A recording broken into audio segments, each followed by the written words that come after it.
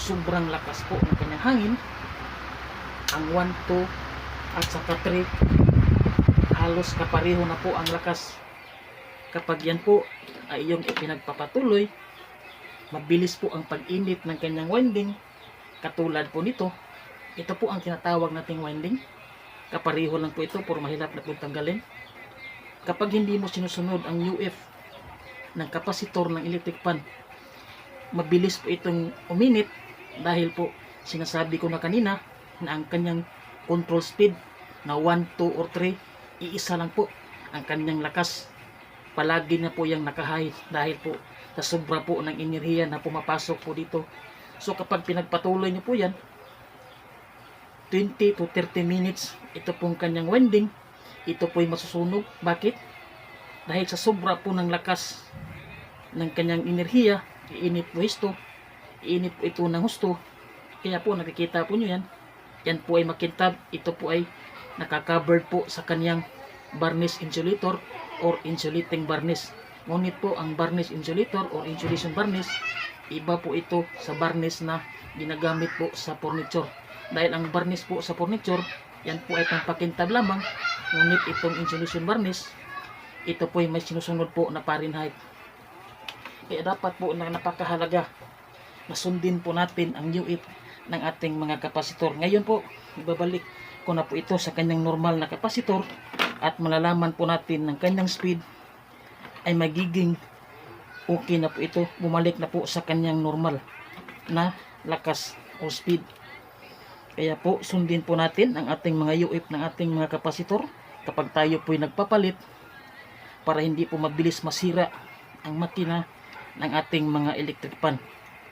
Napakahalaga po nito, kaya dapat po tayo po'y maging alerto kapag tayo po'y nagpaparepair ng ating mga electric fan na dapat sundin talaga ang UF ng ating mga electric fan na ginagamit sa bahay.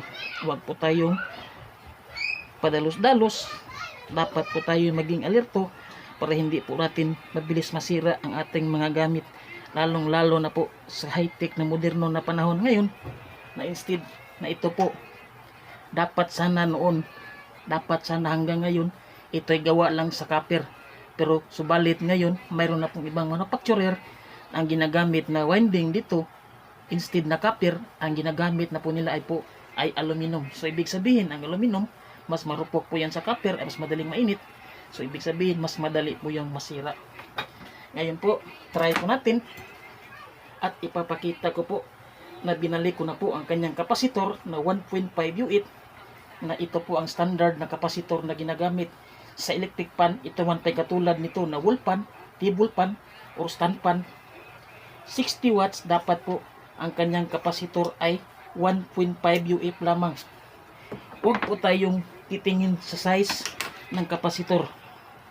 Dito po tayo makasintro sa kanyang UF, hindi po sa sukat or laki katulad po nito 2.5, at ito naman po ay 2 UF. So kung tingnan mo, maliit lang po ang kanyang diferensya sa UF, pero kung titingnan mo ang kanyang casing, ito po ay sobrang malaki at ito mas maliit. At ito naman po ang 1.5 at 2 UF, tingnan mo, magkapareho lang po ang kanyang size sa kanyang laki. Uulitin ko, huwag po tayong titingin sa kanyang packing o size. Dumiritso po tayo sa kanyang UF kapag tayo magpalit, at saka naman ang kanyang voltage input.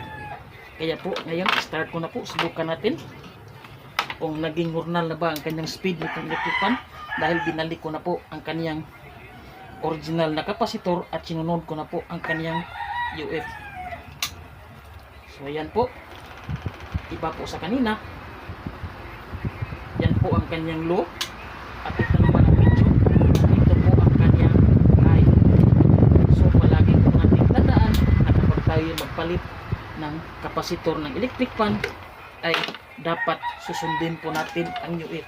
Uulitin ko po, kapag mahina ang hangin ng electric fan, dapat nating palitan unang-una po ang kanyang kapasitor. Pero paano naman po kapag pinalitan nyo na po ng kapasitor pero mahina pa rin ang hangin? Ulitin po, dito po tayo nakasintro ngayon sa electrical. So dapat ito po, tanggalin nyo po ito hanggang dito. Istiran nyo po yan kung tama pa ba ang kanyang enerhiya. Gumamit po tayo ng tester katulad nito. Gamit po tayo ng ganito.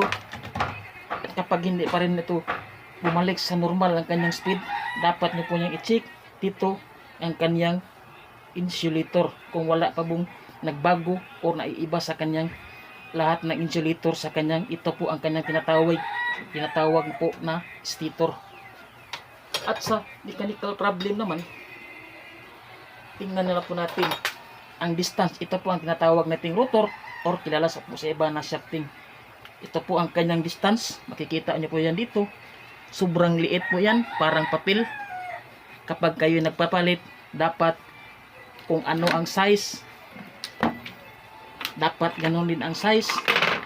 Ang kapal, hindi pwedeng mas makapal, kasi kapag mas makapal, mabigat, mahina ang ikot ng rotor, mahina din ang hangin. At kapag ang pinalit nyo naman po mas maliit, malayo na po ang kanyang distance, itong kanyang rotor sa kanyang stator, dito po yan sa ilalim. Kapag malayo na po yan ang distance, mahina pa rin po ang ikot, at sa the same time, mas mabilis po itong uminit ang kanyang winding. Kaya po, dapat kapag tayo nagpalit ng rotor or shafting, dapat kung ano ang size nito, dapat lang din ang ating susundin. At ang higit sa lahat, kung bakit humina ang hangin ng electric fan sa mechanical problem, kapag ito po'y natuyuan na po ng grasa, ito ang kanyang busing. Dahil kapag ito'y natuyuan, lumaki ang butas. Kung hindi ito ang lumiit, ang mangyayari po niyan, dumikit po yan dito, itong rotor, didikit po yan dito. Kaya po minsan umuugong na lang at hindi na po umiikot itong rotor, kaya po wala na pong hangin. At kung umiikot man, sobra na pong mahina yan. At sa pag-lubricate naman ng ating mga mechanical problem, huwag po tayong gumamit ng anumang klaseng oil. Dahil alam naman natin na yung oil, kapag yan ay umiinit, yan po ay magliliyab. Dahil alam naman natin ng oil, lahat ng oil ay flammable. So dapat ang ating gamitin, grasa lang, huwag po tayong gagamit ng oil. Uulitin ko po, huwag pa tayong gagamit ng kahit anumang klaseng oil. Dapat ng ating gamitin, kapag tayo po ay naglubricant ng ating mga makina ng electric fan, ito po ang kanyang busing. Katulad po yan dito, tinanggal ko lang para mas maliwanag. Dapat ng ating gamitin, ito po, grasa dyan, yan natin lalagyan. Huwag po tayong gumamit ng oil, dahil ang oil yan, dahil ang oil, kapag gumamit ka ng oil, kapag ang oil dito mo yan ilagay sa makina, pag napunta po yan dito, ito po ay ikot, tatalsik po yan dito. Pag yan tatalsik dito, mapupunta na po yan dito sa kanyang winding at maging dahilan po sa pagkasunog ng ating mga electric fan. Kaya huwag po tayong gumamit ng anumang oil, dapat grasa lang ang ating gagamitin. So maraming salamat po sa mga sumusuporta at nanonood dito sa ating ginagawang video. Sana po ay may tutunan kayo at i-share nyo naman kung mayroon kayong nalalaman sa inyong mga kaibigan.